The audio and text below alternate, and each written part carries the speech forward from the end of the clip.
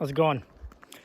Today, we're going to take the El Camino for a quick drive, warm it up, and I'm going to show you an issue I'm having, and I'm sure many of other people have had, with changing your cooling system and not addressing your electrical system.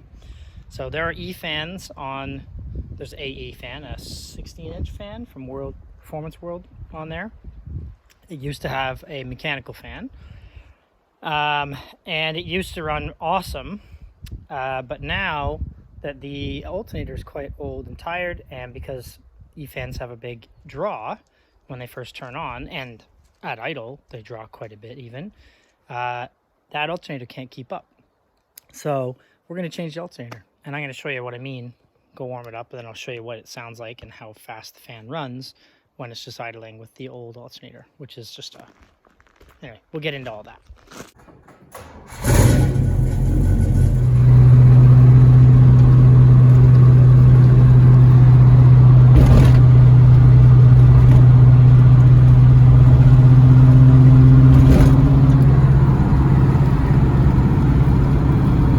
Starting to warm up, but the thermostat hasn't opened yet.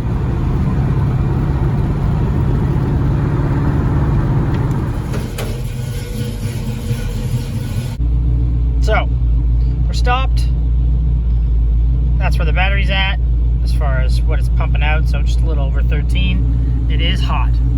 The fans should be coming on, and they aren't on right now.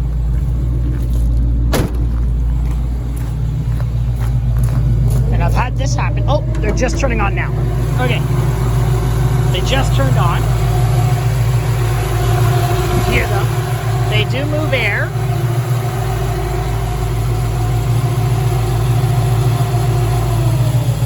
Now, when they used to come on properly, when they would be like twice the sound, like twice the pitch, that fan was quite loud, and it really drew a lot of air.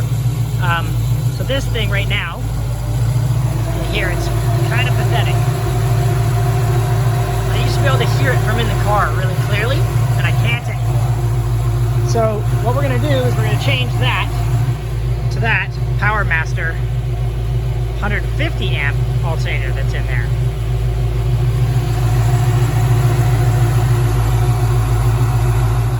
So when the car is running and it's at idle, it isn't even this loud. I'm going to turn it on now because I just turned the key to power. This thing is pumping now, like really pulling a lot of air. You can hear the pitch of it. That's how it should sound.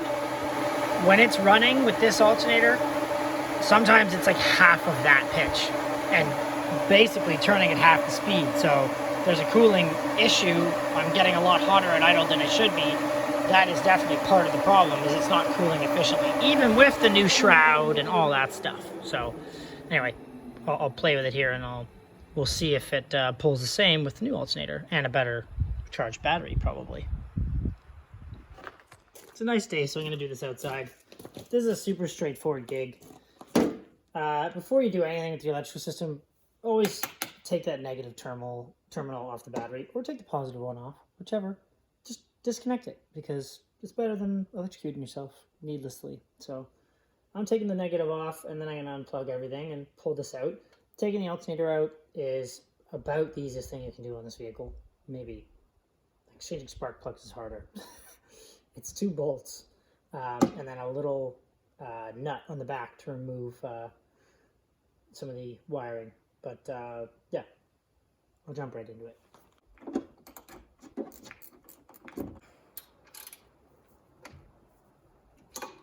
Oh, that's the wrong size wrench. Okay, that alternator is choo-chin hot. I probably should have grabbed gloves.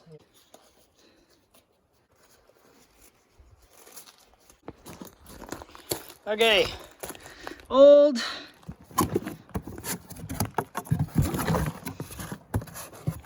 no. So this is a, what is it called? Powermaster. This is a Powermaster, same style as what's on there. The V-belt, just like I have, like stock G-bodies have for the most part. There were two versions of this thing. So this is a 10 SI style alternator.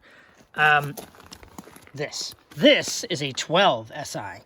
I believe the chief difference there is obviously this is way higher amperage. This is 150 amps.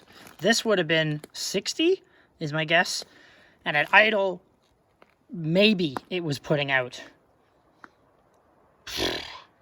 maybe like high 30s if things were really good. So this is going to do a better job of giving me idle amperage, which is going to do a better job of charging the battery, keeping the fans going at low RPM, keeping the fan going efficiently is another big thing. It should even help with the HEI, like just more stable voltage. The 10 SI alternators are internally regulated. That's important. I have another alternator that I wasn't sure if it was an internal or external, and I installed it on this and then immediately realized, oh, this is the external one I had. And it charged, but I didn't have an external voltage regulator, so it was just going to try and charge the battery till it blew up, basically. And I'm talking like 16, 17 volts of charging, and then as soon as you hit the gas, it would even go up. So, yeah, you got to make sure you get the right one if you're going to do something like this. These style internal voltage regulated alternators can be wired it's like 3-wire, 2-wire, or 1-wire. The other thing I almost forgot is I need to disconnect this spacer that actually spaces it off of the head, where it are into the, you can see it actually it screws into or threads into the block there, and that's what spaces it out so that it fits in the bracket properly between these 2 points. So don't forget to put back in the spacers you have if you're going to reuse the same bolts and the same setup. But in this case, yeah, I'm just going to have to unscrew that, and then that's going to get screwed in here. Looks like there's a threaded hole right there that I can use. So this thing is just caked in years of grease. Like, that's full on. Look at that. Wow. So I'm going to clean that up. That looks a little better. It's not perfect, but it's not caked in grease. Look at everything that came off of that. Oh, wrong box. Look at all that. Whew, I was literally like shaving it off. All right. There's one more thing I had to do for it to bolt up to the back of the alternator into that little threaded hole right there. If I were to put that on there like this, there's a gap. So thankfully on the outside of this bolt, for the years that it's been connected to that motor, there was always this little brass spacer, and it just so happens that it fits. Holding the camera and doing this at the same time is kind of hard. It fits perfect, is what I'm trying to say. It does actually. Let's get it in there. Anyway, I'll put it on to show you. Okay, so in this case, all I have to do is hook up that ring terminal there to the back here. It came with fresh new hardware. Boom. And then these guys slide into this, and then we're reconnected, and we'll tension the belt and all that. It all looks like it lines up the way it should, so that's important. And off we go.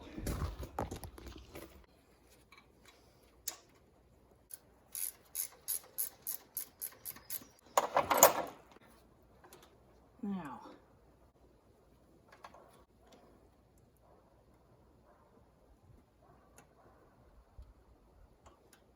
okay.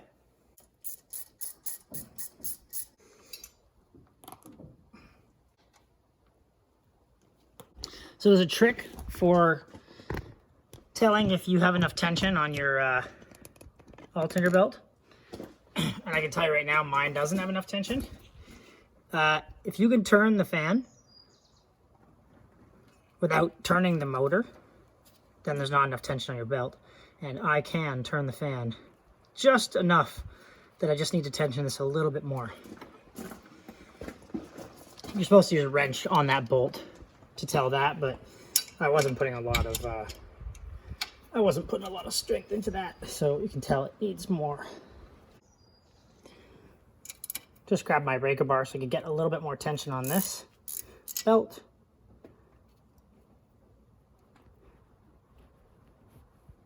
That feels pretty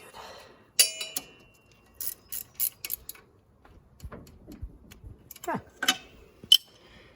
I'm happy with that. It's all lined up. Should be able to see nice and straight. And now let's see if it's charging after we put the battery back on.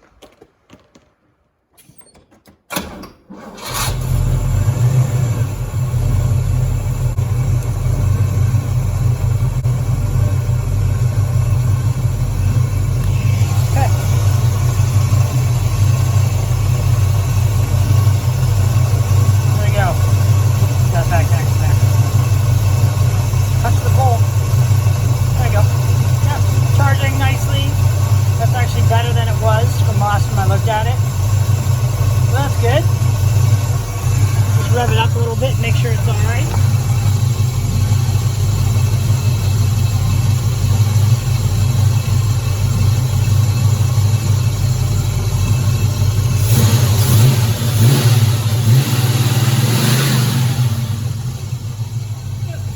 Stay steady. Right at like that 15.5, 7, 15.5, 6. We're good. Now, will the fans sound different? They just turned on, and it's a big difference in the speed. Already I can tell.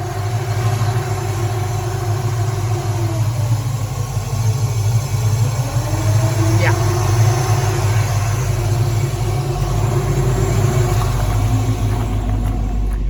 And the draw on my voltmeter, so in here, when the fans turned on, it used to drop down below 13 volts, and now it's steady above 13, right where it should be. So yeah, there you have it. It's now the shiniest thing in the engine bay. So there was another reason I wanted to do this today. I noticed really badly on my last trip out with the El Camino that it just wasn't cooling the way it should have been. It wasn't overheating, but it was running hotter than it should, and I could tell the fans weren't running well. I could see the voltage dropping anytime they turned on, and it was dropping a lot. I've just let it idle for 15 minutes, and it didn't do that at all, which is awesome. So I think I got the problem licked. But the reason I was out when that all happened, and I noticed it, was something happened to the El Camino, and I'm going to show you now. This happened. Now, this was a friend of mine that backed into me, and it was a total accident, and no one is upset about it. It's all good. Insurance is going to deal with the issue. But the reason I was out was I was visiting the body shop that's going to do the work and pull that out and clean it all up. There's quite a bit of work in that door, and they're going to have to replace the sticker decals. And I've been meaning to paint this thing. You know, it's definitely a ugly duckling. It has parts of it that look nice, like maybe that one panel over there. But like there's Bondo over here. This is from the previous owner. And the bed's kind of beat up. And there's like little dings and things on it that bother me, like that one there and there. Well, the door's getting fixed, and the car is going to get repainted, and all the little dings and stuff are going to get pulled out of it. So, or at least that's what we talked about doing. So now the fresh alternator will allow me to have better cooling while I drive this thing on Friday, which is, today's Tuesday, Friday of this week. I'm driving this thing to Boyd Auto Body on Keating Crossing. This is on Vancouver Island near Victoria. And it's going to be there for 2 weeks. And it's going to come back painted. So I'm kind of excited. Phone's ringing. A couple other things are going to happen while it's there. This is a brand new air dam. I have an air dam, but it is a little worse for wear. It's not broken per se, but it is, because it's very old. There's stuff like this. It's like, it's warped from over the years, I think, living outside for a long time, and the heat's gotten to it, so it's doing stuff like that. The other one's doing that a little bit too. It's, you know, it's a little scraped up. This, obviously, they could fix and make it better, but I've got a fresh one, and it's only 3 bolts on the front and like 2 in the wheel wells that hold it on. So I got a brand new air dam to get painted, so that's going to go on, same color. All the decals are going to get redone, and if you're a keen observer of the SS El Caminos from the G-Body years, this is incorrect. The trim package, this decal package, the lines are correct, but that is supposed to be in there. I got it like that, and originally had planned to change it, and I never did it. But now, when it gets repainted, these decals are going to jump from there to there, because it's going to get a fresh set. So that's the plan. I had toyed with the idea of not even putting the decals back on, but I still feel like I want to have them back on. Anyway, stuff like that. I can't wait till that's gone. Can't wait till like the little dings and stuff that I can see, and that Bondo in the corner there will be fixed and sorted out. You know, little stuff like that will be gone, and I'm pumped. There's actually, under this dirt, there's like road tar from when I picked it up that I've tried everything to get off. That's all going to get taken off too. Yeah, so it's going to be fresh. It'll be gone for 2 weeks, and in that time it's gone, I got a few other things lined up to do. Gonna redo the axle over portion of my dad's El Camino exhaust, and I have coilovers to put on his, just like I did on mine. The difference the QA1's made on mine was out of this world, so I think he'll enjoy it on his. So anyway, it's the exact same system. I got him the adjustables for the rear. I'm going to do something similar with his exhaust too, I think. And I got the front coilovers to do on his. And I already have, if you recall from those videos, if you watched any of them, I actually have the 550 or whatever they were, 600-pound springs that were meant for the big block. I ordered them by accident because I'm an idiot. And let that be a warning to you. I'm an idiot. Don't listen to me. Do whatever your mechanic says to do. Anyway, I have those springs still. So all I had to order was the shock for him and the shock and sleeve. So I have front coilovers for him, and I've got the coils already. So anyway, alternator stuff.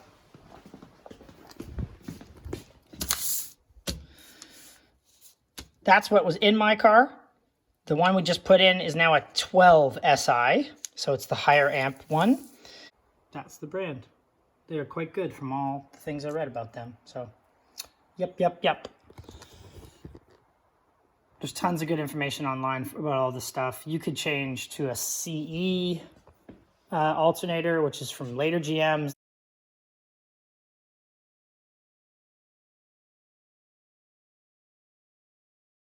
Junkyard and find a CE version or a CS version, as long as they are internally regulated and they're the same dimensions as your setup for where your mounts, you can use one at a junk yard quite easily, or secondhand, or a rebuilder.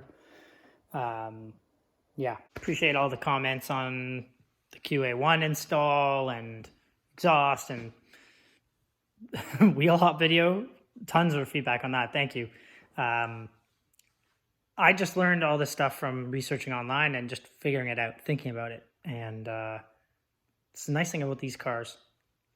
There's just so much online. There's such a resource, and there's such a resource of people who are willing to explain and to write at length about how everything works, every little minutia of everything.